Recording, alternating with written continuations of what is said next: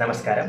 ഇന്ന് കർക്കിടകം 17. അങ്ങനെ വാനരപ്പട സീതാന്വേഷണത്തിനായിട്ട് കാട്ടിലൂടെ നടക്കുകയാണ്. അവരങ്ങനെ കുറേ ദൂരം കുറേ ദിവസങ്ങളായിട്ട് കാട്ടിലൂടെ നടക്കുന്നു. അപ്പോൾ അങ്ങനെ പോകുന്ന സമയത്ത് ഒരു ഗുഹ കാണുന്നുണ്ട്. അപ്പോൾ ഹനുമാന്റെ നേതൃത്വത്തിൽ വാനരപ്പട ഗുഹയിലേക്ക് കടക്കുന്നു.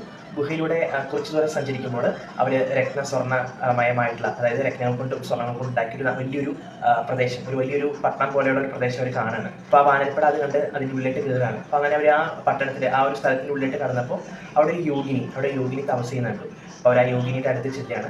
യോഗിനി ഇവരെ കണ്ടപാടെ തന്നെ ഇവരോട് കാര്യങ്ങളെ ചോദിക്കുന്നു. നിങ്ങൾ ആരാണ്, എവിടെ നിന്നാണ് വരുന്നത്, അവരുടെ വൃത്താന്തങ്ങളൊക്കെ ചോദിക്കുകയാണ്. അപ്പോൾ ഹനുമാൻ എല്ലാ കാര്യങ്ങളും വിശദമായിട്ട് തന്നെ അവരോട് പറയുകയാണ്. സീതാദേവി അന്വേഷിച്ചാണ് അവരിവിടെ എത്തിയെന്നൊക്കെ അവർ പറയുന്നുണ്ട്. അപ്പോൾ യോഗിനി അവർക്ക് കഴിക്കാനും കുടിക്കാനുള്ള പദാർത്ഥങ്ങളും കാര്യങ്ങളെല്ലാം അവർക്ക് സ്നേഹപൂർവ്വം നൽകുകയാണ്. എന്നിട്ട് യോഗിനി തൻ്റെ കഥകൾ അവരോട് പറയാണ്.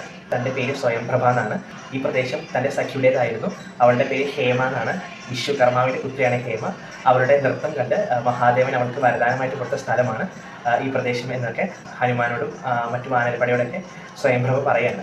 ഏകദേശം 10 കോടി ദിവ്യവർഷം ഹേമ ഇവിടെ താമസിച്ചെന്നും അതിനുശേഷം ബ്രഹ്മപദം പൂജിയെന്നും, ബ്രഹ്മപദം പോകുന്നതിന് മുമ്പ് ഹേമ തന്നോട് പറഞ്ഞു ഇനിയുള്ള കാലം നീ ഇവിടെ വസിക്കണമെന്നും, ത്രേതായുഗത്തിൽ ശ്രീരാമ അവതാരം ഉണ്ടാവുകയും സീതാന്വേഷണത്തിനായിട്ട് വാനരപ്പട ഇങ്ങോട്ട് വരികയും ആ സമയത്ത് നീ അവർക്ക് കുടിക്കാനും കഴിക്കാനുള്ള പദാർത്ഥങ്ങൾ കുടിക്കുകയും ചെയ്യണമെന്ന് ഹേമ എന്നോട് പറഞ്ഞിരുന്നുവെന്നും സ്വയംപ്രഭ അവരോട് പറയുകയാണ്. അതിനുശേഷം ശ്രീരാമദേവൻ്റെ അടുത്ത് പോവുക. ശ്രീരാമദേവൻ്റെ അടുത്ത് പോയി കഴിയുമ്പോഴത്തേക്കും നമുക്ക് മോക്ഷപ്രാപ്തി ലഭിക്കുമെന്നും ഹേമ പറഞ്ഞിരുന്നെന്നും സ്വയംപ്രഭ പറയുകയാണ്. അങ്ങനെ വാനരപ്പടയുടെ വിശപ്പും ദാഹവും മാറ്റുന്നതിനുള്ള എല്ലാ കാര്യങ്ങളും സ്വയംപ്രഭ അവർക്ക് കൊടുത്തു കഴിഞ്ഞിരുന്നു. അങ്ങനെ അവരുടെ വിശപ്പൊക്കെ മാറിയ ശേഷം സ്വയംപ്രഭ അവരോട് നന്ദിയൊക്കെ പറഞ്ഞിട്ട് ശ്രീരാമദേവൻ്റെ സന്നിധിയിലിട്ട് സ്വയംപ്രഭ പോവുകയാണ്. അങ്ങനെ സ്വയംപ്രഭ ശ്രീരാമ സന്നിധിയിലെത്താണ്. ശ്രീരാമനെ കണ്ട് തൊഴുതു വണങ്ങിയ ശേഷം സ്വയംപ്രഭ ശ്രീരാമദേവനെ സ്തുതിക്കുകയൊക്കെ ചെയ്യാണ്. അങ്ങനെ ശ്രീരാമദേവൻ സ്വയംപ്രഭയോട് പറയാണ്, നീ ഉടനെ തന്നെ ബദ്രി ആശ്രമത്തിലേക്ക് പോകുക. അവിടെ ചെന്ന് നീ തപസ് അനുഷ്ഠിക്കുക. സമയമാകുമ്പോൾ നിനക്ക് അവിടെ മോക്ഷപ്രാപ്തി ലഭിക്കുമെന്ന് പറയുന്നത്. അങ്ങനെ ശ്രീരാമദേവൻ്റെ വാക്ക് കേട്ട് സ്വയംപ്രഭ ബദ്രി ആശ്രമത്തിലേക്ക് പോവുകയും അവിടെ നീണ്ട കാലം തപസ് അനുഷ്ഠിക്കുകയും ശേഷം മോക്ഷപ്രാപ്തി ലഭിക്കുകയും ചെയ്തു. വാനരപ്പടയാണെങ്കിലും കുറേ നാളുകളായിട്ട് അവർ സീതാദേവി അന്വേഷിച്ച് നടക്കുകയാണ്.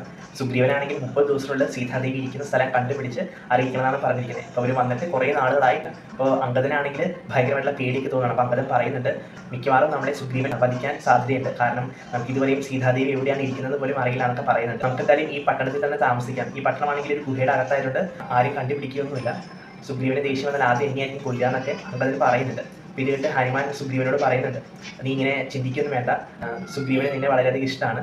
ശ്രീരാമദേവൻ്റെ കാര്യത്തിനായിട്ട് നമ്മൾ വന്നിരിക്കുന്നത്, ആ കാര്യം എന്തായാലും നടക്കും. നമ്മളെന്തായാലും ദുഷിച്ച ചിന്തകളൊന്നും നമ്മൾ മനസ്സിൽ വെക്കേണ്ട എന്നൊക്കെ ഹനുമാൻ സ്വാമി അംഗദനോട് പറയാണ്. ഇത് എഴുത്തച്ഛൻ രാമായണത്തിൽ പറഞ്ഞിരിക്കുന്നത് ഇങ്ങനെയാണ്, ആപത്ത് വന്നടുത്തിരുന്ന കാലം കേൾക്കുകയില്ലടോ സജ്ജന ഭാഷിതം എന്നാണ് പറഞ്ഞിരിക്കുന്നത്. അങ്ങനെ ഹനുമാൻ അംഗദനോട് എല്ലാ കാര്യങ്ങളും വിശദമായിട്ട് പറയുകയും സീതാന്വേഷണത്തിനായിട്ട് അവർ വിന്ധ്യാപർവ്വതം കടന്നിട്ട് തെക്കൻ കടലിൻ്റെ ആ ഭാഗത്തേക്ക് അവർ എത്തി നിൽക്കുകയാണ്. അങ്ങനെ അവർ